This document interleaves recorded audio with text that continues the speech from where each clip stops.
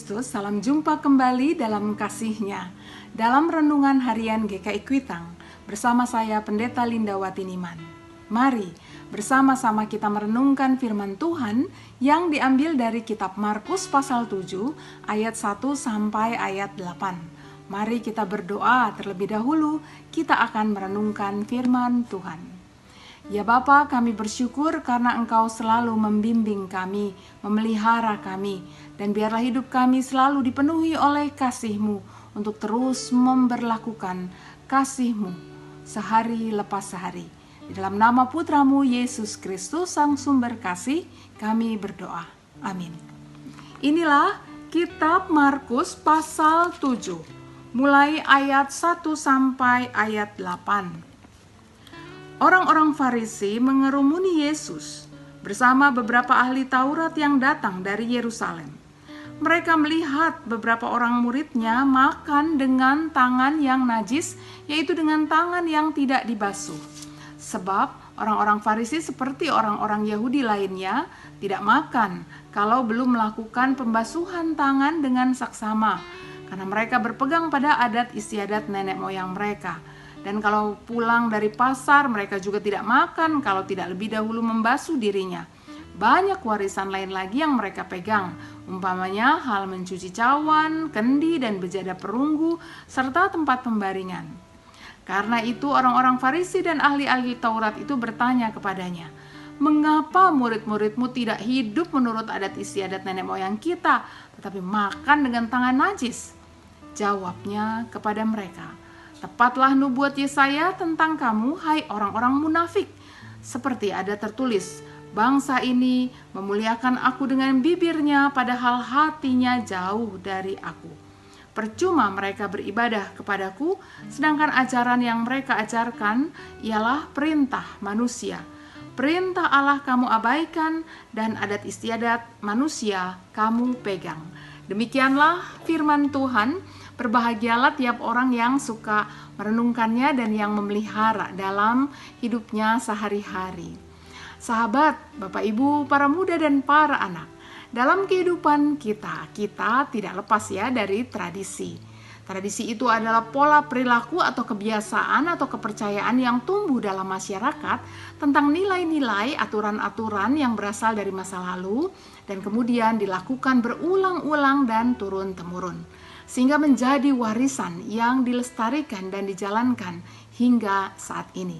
Pertanyaannya adalah, apakah tradisi yang dilakukan itu boleh ya menggeser nilai dan perilaku yang hakiki, bahwa dalam kehidupan ini kasih adalah hal utama yang dikehendaki Allah? Demikianlah umat Yahudi pun memiliki tradisi yang biasa mereka lakukan, yaitu soal makan yang harus mencuci tangan dulu dan kebiasaan lainnya. Tentu baik kan kebiasaan itu, apalagi jika seorang baru pulang dari pasar atau luar ya, yang seringkali keadaannya kotor. Tentu saja kebiasaan mencuci tangan menjadi penting kan.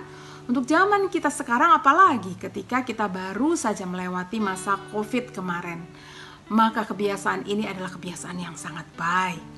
Nah sahabat, dalam kisah di atas, mengapa ya Tuhan mengkritik tradisi umat Yahudi yang dipertahankan saat itu? Apakah Tuhan Yesus adalah sosok yang tak menghargai tradisi? Oh, bukan itu maksudnya ya sahabat. Yang Tuhan Yesus kritik adalah ketika seorang hanya mementingkan kebiasaan dan tradisi saja, namun lupa pada perbuatan kasih yang sesungguhnya. Jika dibaca ayat seterusnya, ayat 10 sampai 12 misalnya ya, dan seterusnya, silahkan baca. Maka di sana terlihat jelas bahwa kebiasaan para Farisi atau para ahli Taurat adalah justru tidak membuat untuk umat melakukan perbuatan kasih. Tak perlu memperhatikan ayahnya dan ibunya, kata ayat-ayat itu ya, kurang lebih, selama mereka melakukan tradisi atau korban. Demikianlah alasannya mengapa Tuhan Yesus kemudian mengkritik mereka sebagai orang munafik. Nah, sahabat Kristus, Bapak Ibu, para muda dan para anak, kita mestinya memandang kebiasaan atau tradisi dan berbagai perlakuan dan sikap yang kita ajarkan dan kita tekankan dan kita tegakkan berulang-ulang dalam kehidupan kita. Itu betul. Kita selanjutnya juga akan lebih suka mempertahankan tradisi dalam kerangka terus dan tetap untuk melaksanakan kehidupan yang dikuasai justru oleh kasih Tuhan.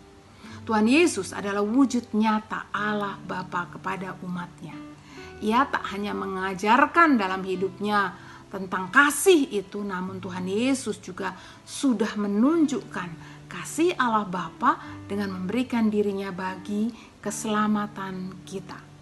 Kiranya sahabat semua, mulai hari ini dan seterusnya, kasih Tuhan Allah yang utama yang kita hadirkan pada setiap kebiasaan dan tradisi yang kita kembangkan untuk menunjukkan bahwa kasih Tuhan Allah itu hadir dalam kehidupan kita sebagai pribadi dan kehidupan kita bersama di tengah-tengah tradisi dan kebiasaan kita. Sahabat, Tuhan menolong kita. Mari kita berdoa. Ya Tuhan, terima kasih. Kali ini kami diajari oleh firman-Mu untuk tetap hidup dalam kasih di tengah-tengah usaha kami menegakkan kebiasaan-kebiasaan atau tradisi. Tuhan tolong kami, sempurnakanlah.